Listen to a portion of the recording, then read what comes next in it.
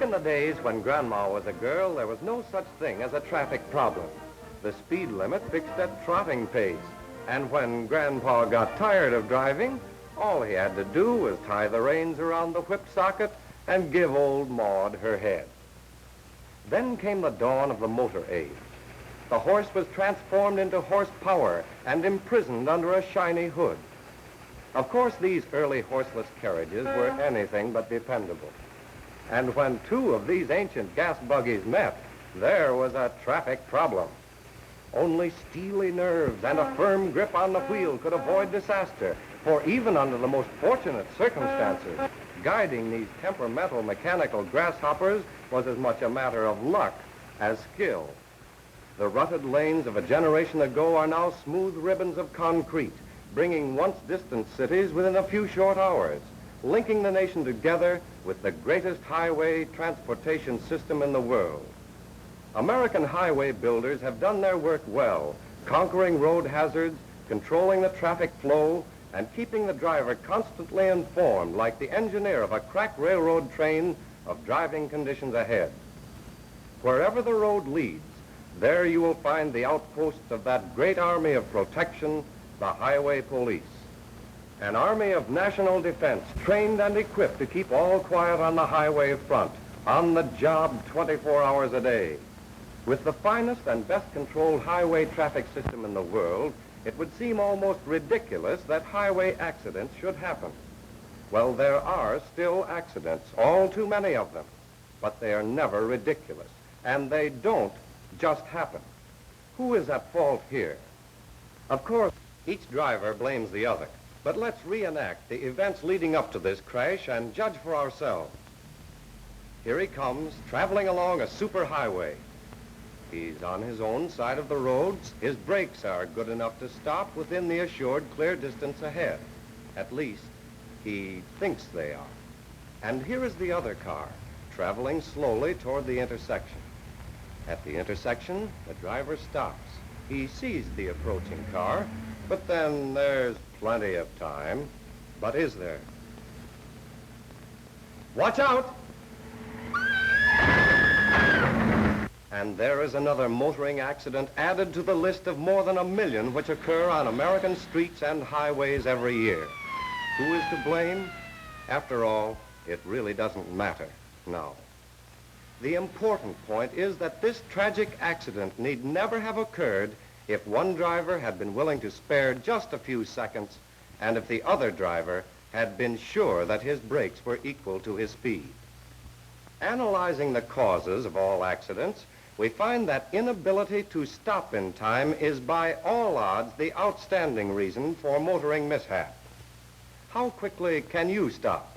At 20 miles per hour, with the world's safest brakes, this car stops in 14 feet. Police safety standards are more liberal, demanding that you be able to stop within 22 feet after the brakes are applied. But wait a minute. Another element enters into this problem of safe stopping, the interval between recognition of an emergency and the application of the brakes. For instance, at 20 miles per hour, your car will actually travel 22 feet before you react to the need for stopping. Thus, distance covered during reaction and braking time equals 40 feet. At 40 miles per hour, it requires 44 feet to shift from accelerator to brake and 71 feet to stop, totaling 115 feet. And at 60 miles per hour, the reaction time is equal to 66 feet. Braking requires 160 feet, and the total stopping distance is 226 feet. In this era of high-speed driving, only the best brakes are good enough. Yet police tests reveal that more than half of all cars tested are faulty in this vital safety factor. To be trustworthy, your brakes must be perfectly and permanently equalized. Without properly equalized stopping power on all four wheels, you are bound to meet trouble sooner or later on the open road.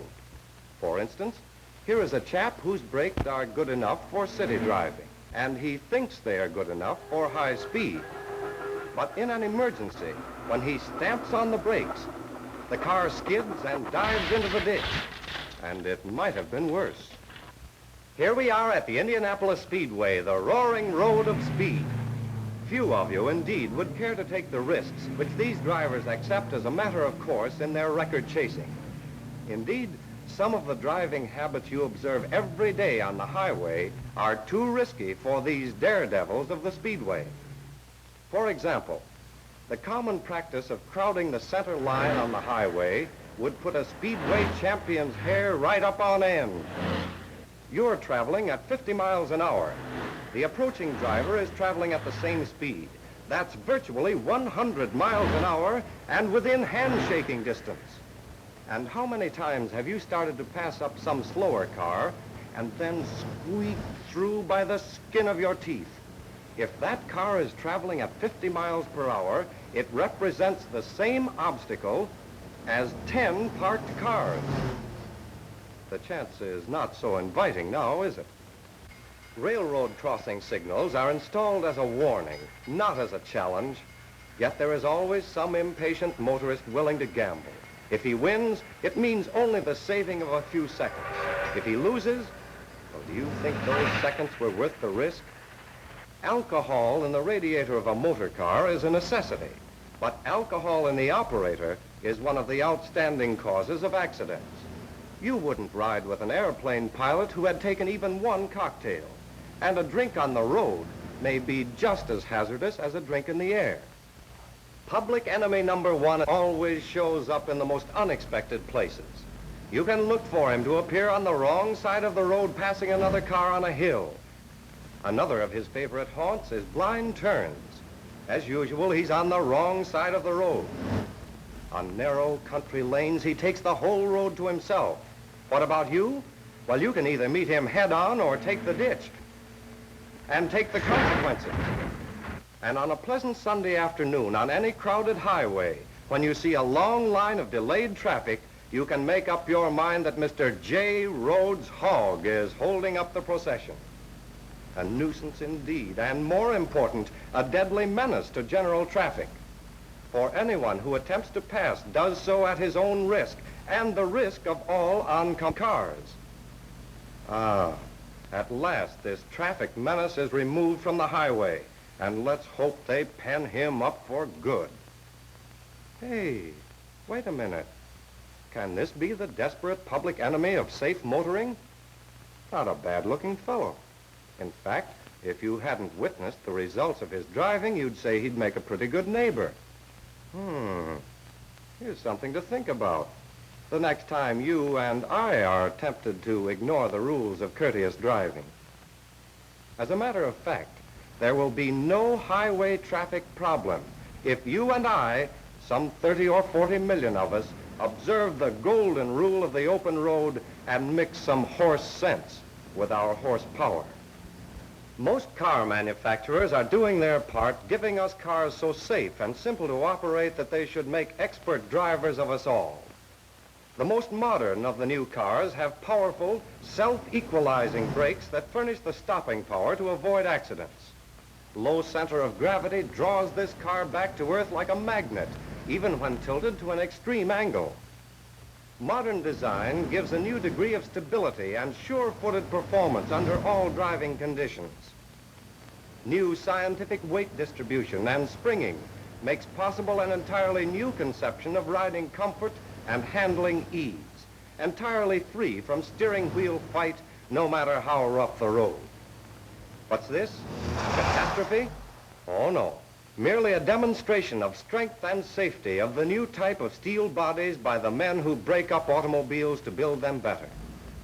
In this thrilling testing, these drivers are not suggesting that you try to imitate their performance. They are experts, strapped in their seats and experienced in this fine art of motor car mauling. And what does it prove? Just that in the event of an inescapable accident, the modern car offers you the safety of a mighty armor of tough steel welded to steel, the ultimate in protective coachcraft. No car, however well designed and built, is any safer than its driver. Indeed, as some jokester once remarked, the most important part of any automobile is the nut, that holds the steering wheel. And the best rule of the road is be prepared for the unexpected.